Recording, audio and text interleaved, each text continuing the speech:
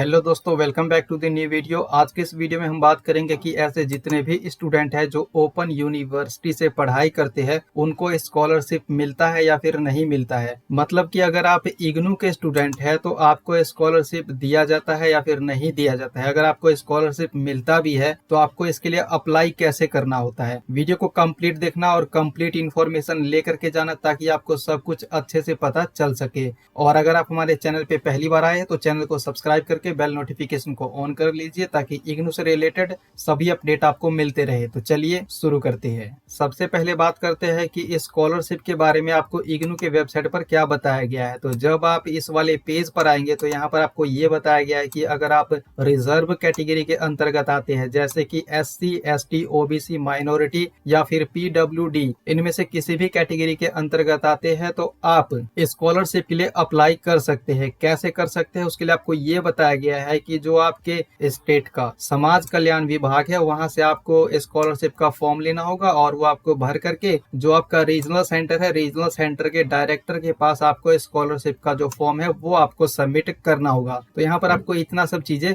बताया गया है। अब इसी को हम थोड़ा और डिटेल में बात करते हैं। तो देखिए यहाँ पर आपको एक चीज और दिया गया है। यहाँ पर आपको कॉमन प्रोस्पेक्टस में आपको जो लेटेस्ट चीजें है वो आपको बताया जाता है, यानी कि इग्नू का क्या क्या रूल वगैरह है वो सब चीजें आपको इसमें मिल जाता है। तो जब आप यहाँ पर ये जो लिंक दिया गया है इस पर आप क्लिक करेंगे तो ये पोर्टल ओपन होकर के आ जाएगा। यहाँ से जो लेटेस्ट वाला कॉमन प्रोस्पेक्टस है जुलाई 2021 का उसको आप डाउनलोड करना और यहाँ पर पेज नंबर 242 पर आपको बताया गया है स्कॉलरशिप के बारे में। तो यहाँ पर आपको ये बताया गया है कि इग्नू के जितने भी स्टूडेंट है वो स्कॉलरशिप के लिए अप्लाई कर सकते हैं। यानी कि अगर आप इग्नू के स्टूडेंट है तो आप नेशनल स्कॉलरशिप पोर्टल से स्कॉलरशिप के लिए अप्लाई कर सकते हैं, जिसके लिए यहाँ पर ये आपको पोर्टल का लिंक भी नीचे दिया गया है। इस पर आप क्लिक करेंगे तो यहाँ पर ये पोर्टल ओपन होकर के आ जाएगा जहां से आपको स्कॉलरशिप के लिए अप्लाई करने के लिए बताया गया है। यहाँ से आप इस पोर्टल से स्कॉलरशिप के लिए अप्लाई कैसे कर सकते हैं उसके बारे में अभी हम आगे वीडियो में बात करेंगे। लेकिन यहाँ पर आपको एक चीज और बताया गया है कि अगर आप रिजर्व कैटेगरी के अंतर्गत आते हैं तो आपको बताया गया है कि UGC और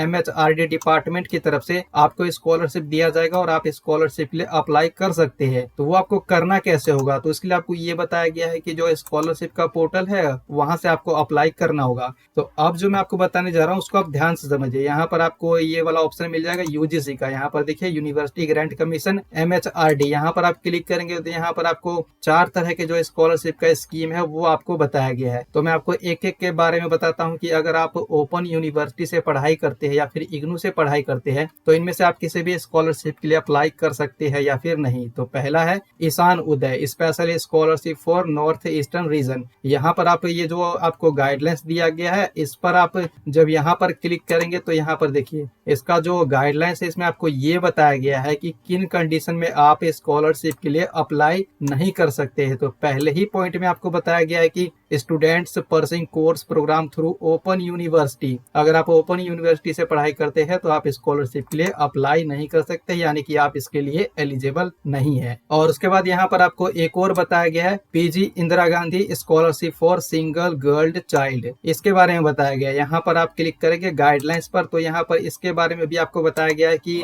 admission to PG course in distance education mode is not cover under the scheme, यानी कि अगर आप ओपन यूनिवर्सिटी से पोस्ट ग्रेजुएट प्रोग्राम कर रहे हैं तो आप जो इस स्कॉलरशिप के लिए एलिजिबल नहीं है, यानी कि आपको स्कॉलरशिप नहीं मिलेगा। तो यहाँ पर भी आपको साफ साफ बता दिया गया है कि आपको स्कॉलरशिप नहीं मिलेगा। और उसके बाद यहाँ पर आपको एक और दिया गया है PG scholarship for university rank holder का। यहाँ गाइडलाइंस पर आप क्लिक करेंगे तो यहाँ पर देखिए इसमें भी आपको बताया गया है कि कौन कौन एलिजिबल है। तो यहाँ पर आपको 4.2 वाले पॉइंट में बताया गया है कि distance mode of education will not be consider under the scheme, यानी कि आपको इसके लिए स्कॉलरशिप नहीं मिलेगा। यानी कि अगर आप ओपन यूनिवर्सिटी से पढ़ाई करते हैं तो आप ये स्कॉलरशिप के लिए एलिजिबल नहीं है। और लास्ट में यहाँ पर आपको एक और दिया गया है PG scholarship scheme for SC ST students for pursuing professional course. और यहाँ पर जो आपको गाइडलाइंस दिया गया है तो यहाँ पर भी आपको बताया गया है कि अगर आपका जो प्रोग्राम है वो कोर्सपोंडेंस से है या फिर डिस्टेंस एजुकेशन से है, यानी कि ओपन से है, तो आप इसके लिए एलिजिबल नहीं है, जो कि यहाँ पर भी आपको साफ साफ लिख करके बता दिया दिया गया है। तो यहाँ पर तो आपको बता दिया गया है कि आप स्कॉलरशिप के लिए अप्लाई कर सकते हैं अगर आप रिजर्व कैटेगरी के अंतर्गत आते हैं तो।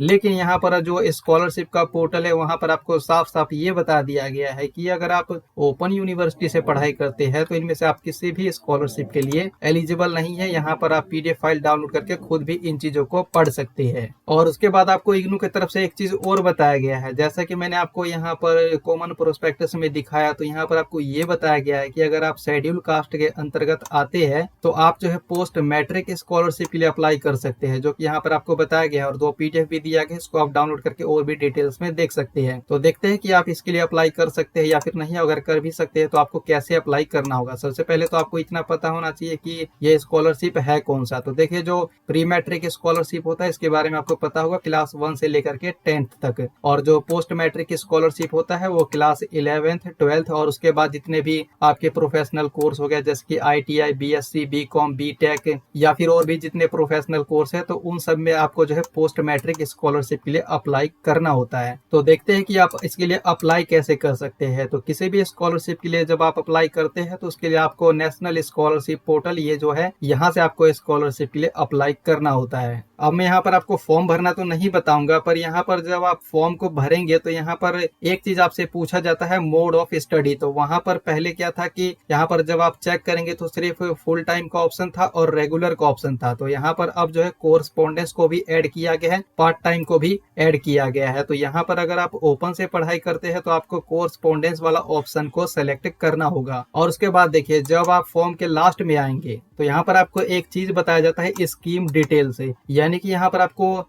स्कॉलरशिप मिलता कैसे। देखिए, यहाँ पर जो आप स्कॉलरशिप का फॉर्म भरते हैं और यहाँ पर आप जो भी डिटेल्स देते हैं, तो आपके डिटेल्स के अकॉर्डिंग आपने जो दिया है उसके अकॉर्डिंग अगर आप किसी भी स्कॉलरशिप के लिए एलिजिबल होते हैं तो यहाँ पर आपको बताया जाता है select the scheme to apply, कि आप कौन से स्कीम के लिए अप्लाई करना चाहते हैं। लेकिन अगर आप ओपन यूनिवर्सिटी के स्टूडेंट है, आप ओपन से पढ़ाई करते हैं, तो जब आप स्कॉलरशिप का फॉर्म भरेंगे तो फॉर्म तो आपका भरा जाएगा, लेकिन लास्ट में जब जहाँ पर फॉर्म फाइनल सबमिट होता है तो वहां पर ज्यादातर में आपको ये बताया जाएगा, for your submitted information there is no scheme available, यानी कि यहाँ पर आपने जो डिटेल्स दिया है तो इस डिटेल्स के अकॉर्डिंग आप किसी भी स्कॉलरशिप के लिए एलिजिबल नहीं है, यहाँ पर आपको ये बताया जाता है। और अगर आप यहाँ पर जो डिटेल्स देते हैं, अगर इसके अकॉर्डिंग अगर आप किसी भी स्कॉलरशिप के लिए एलिजिबल होते हैं तो यहाँ पर आपको बताया जाता है कि आप कौन कौन से स्कॉलरशिप को पाने के लिए एलिजिबल है। तो यहाँ पर अगर आपको एक या फिर 2 ऑप्शन दिया जाता है तो आप जिस भी के लिए अप्लाई करना चाहते हैं उस पर आपको क्लिक करना होगा। और उसके बाद यहाँ पर ऐसा एक नया ऑप्शन ओपन होकर के आ जाता है जिसमें आपको डॉक्यूमेंट्स को अपलोड करने के लिए बताया जाता है।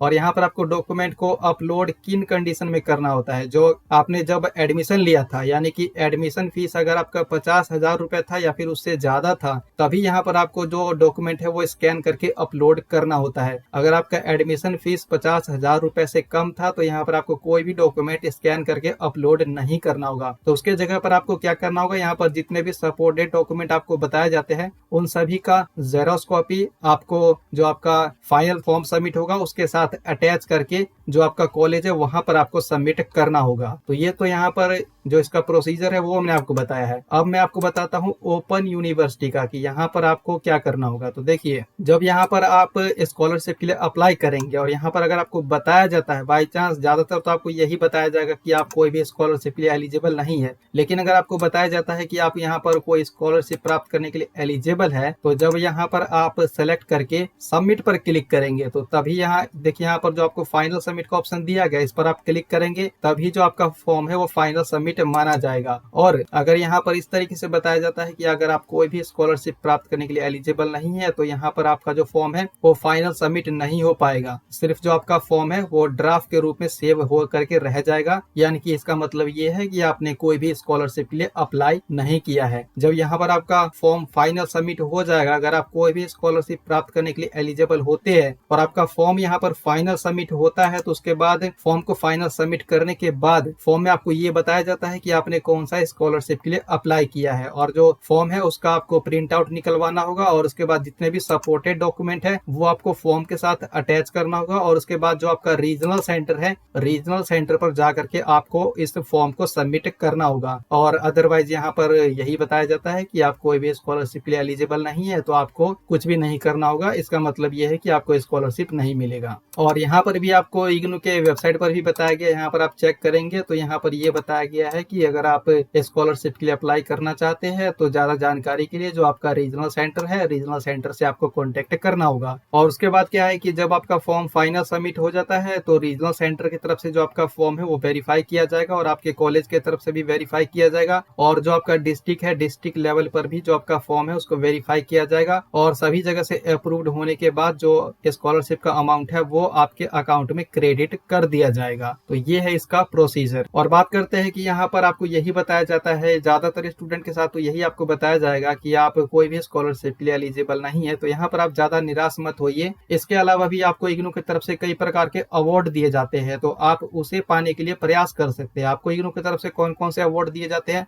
उसके लिए आप ये वीडियो देख सकते हैं, इसमें आपको कंप्लीट इन्फॉर्मेशन मिल जाएगा। वीडियो का लिंक नीचे दिया गया है। और इसके अलावा अगर आप रिजर्व कैटेगरी के अंतर्गत आते हैं, जैसे कि एससी या फिर एसटी कैटेगरी के अंतर्गत आते हैं, तो इग्नू की तरफ से आपको टोटल 84 ऐसे प्रोग्राम दिए गए हैं जिसमें आप एडमिशन लेते हैं, तो जो आपका एडमिशन फीस है वो नहीं देना होगा आपको, और आपका एडमिशन जो है बिल्कुल ही फ्री में हो जाएगा, जैसे कि बीएससी, बीकॉम जी, बीएससी जी। और इसके अलावा आपको सर्टिफिकेट और डिप्लोमा के भी प्रोग्राम दिए गए हैं, तो उसको चेक करने के लिए कि इग्नू की तरफ से आपको कौन कौन से प्रोग्राम ऑफर किए गए हैं जिसमें आपका फ्री एडमिशन हो सकता है, तो उसके लिए आप इस पोर्टल को विजिट कर सकते हैं। इसका लिंक नीचे दिया गया है। तो उम्मीद है कि इस वीडियो के माध्यम से आपको अच्छे से समझ में आ गया होगा कि जो ओपन से पढ़ाई करते हैं उनको स्कॉलरशिप मिलता है या फिर नहीं मिलता है। अगर आपका कोई क्वेश्चन है, कोई कंफ्यूजन है तो नीचे कमेंट बॉक्स में बता सकते हैं। वीडियो को लाइक कीजिए, शेयर कीजिए, और अभी तक आपने हमारे टेलीग्राम चैनल को ज्वाइन नहीं किया है तो आप हमारे टेलीग्राम चैनल को भी ज्वाइन कर सकते हैं। साथ ही में आप मुझे इंस्टाग्राम पर भी फॉलो कर सकते हैं। तो इस वीडियो में इतना ही, मिलते हैं अगले वीडियो में।